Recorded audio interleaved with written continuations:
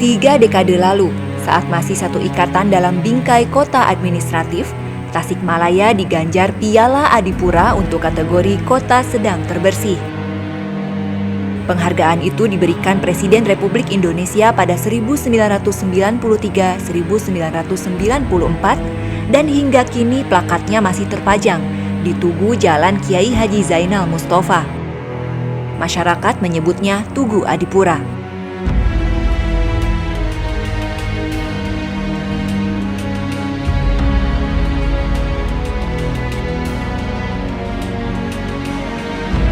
Hampir 30 tahun berlalu, Tasikmalaya belum mendapatkan kembali penghargaan serupa.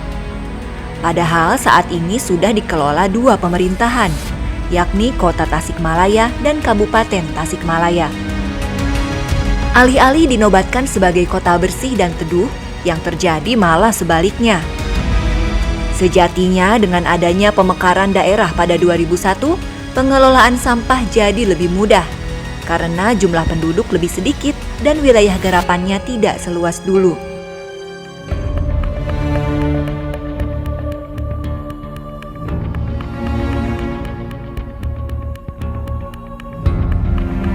Tapi fakta berkata lain. Hingga saat ini sampah masih menjadi masalah yang kasat mata. Ada banyak sampah menumpuk bukan pada tempatnya. Fungsi trotoar yang seharusnya untuk pejalan kaki, di beberapa titik malah jadi tempat pembuangan sampah. Bukan hanya trotoar, sampah juga menumpuk di pinggir-pinggir jalan.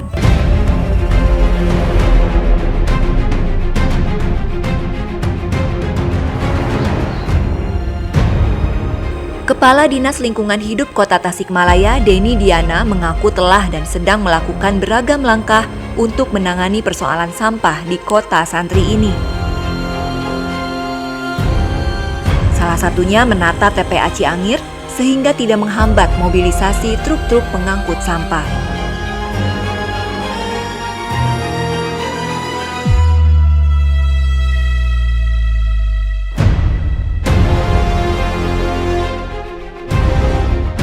Menurutnya, persoalan sampah tidak bisa dilakukan dengan cara-cara yang seperti biasa, tapi harus ada ikhtiar lain yang dilakukan secara kontinu dan sinergi apik antara pemerintah dengan masyarakat.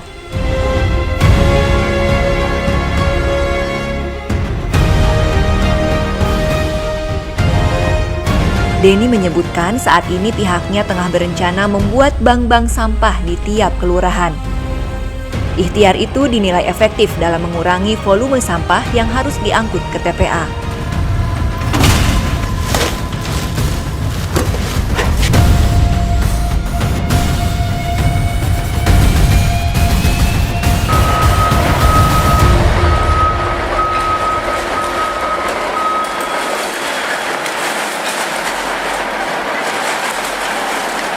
Saya sudah menyiapkan surat edaran wali kota.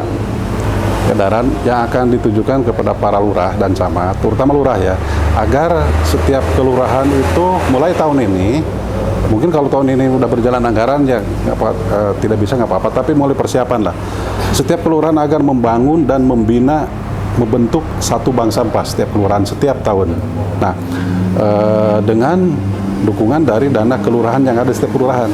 Jadi saya sudah koordinasi dengan Bapak Pelitbangda untuk BK itu, dana kelurahan itu sebagian dialokasikanlah sedikitlah untuk penanganan lingkungan, diantaranya membangun atau membentuk bank sampah ya.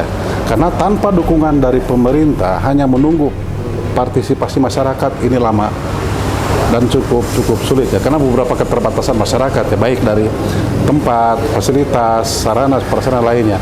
Jadi harus ada intervensi dari pemerintah untuk membantu memfasilitasi sarana prasarananya.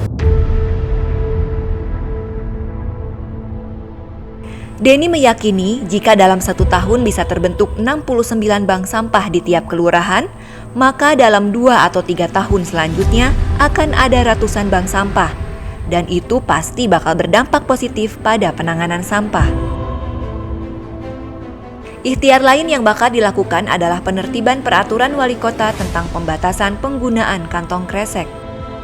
Jika draft peraturan itu diketuk palu, kelak pusat-pusat perbelanjaan modern dilarang memberikan kantong kresek kepada konsumen, tapi harus menggunakan wadah-wadah yang ramah lingkungan.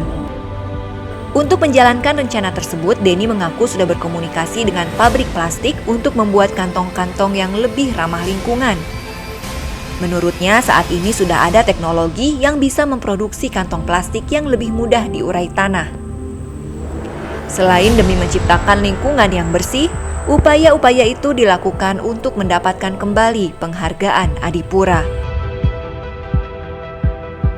Adipura itu tidak hanya membersihkan wilayah kota ya, tidak seperti itu, tapi lebih luas lagi. Jadi bagaimana pertama di perangkat hukum nih, harus lengkap perangkat hukum, misalnya Perda, Perwalkot, putusan wali kota yang mengatur tentang lingkungan, misalnya tentang kebersihannya, tentang bagaimana penggunaan atau bagaimana tentang produksi, tentang timbulan sampah sampai ke pokoknya mengelola kebersihan dari hulu ke hilir.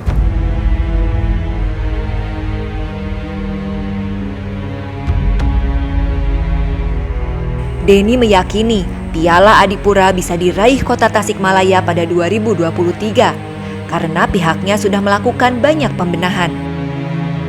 Selain menyiapkan perangkat-perangkat hukum terkait penanganan sampah, fasilitas-fasilitas publik pun terus dibenahi.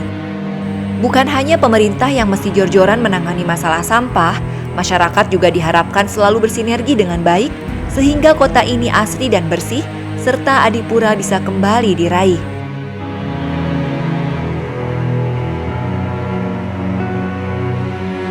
Realistis, karena kita cukup waktu untuk persiapan. Saya kemarin sudah mulai komunikasi dengan Kementerian LH, minta arahan, petunjuk, dan juga mungkin pendampingan ya, apa yang harus kami lakukan, aspek apa aja. Makanya saya tahu bahwa ada perangkat-perangkat hukum yang kita belum punya, harus kita siapkan. Itu kan perlu waktu. Terus juga area-area publik harus betul-betul bersih, terminal, pasar, stasiun, itu kan perlu terkoordinasi baik.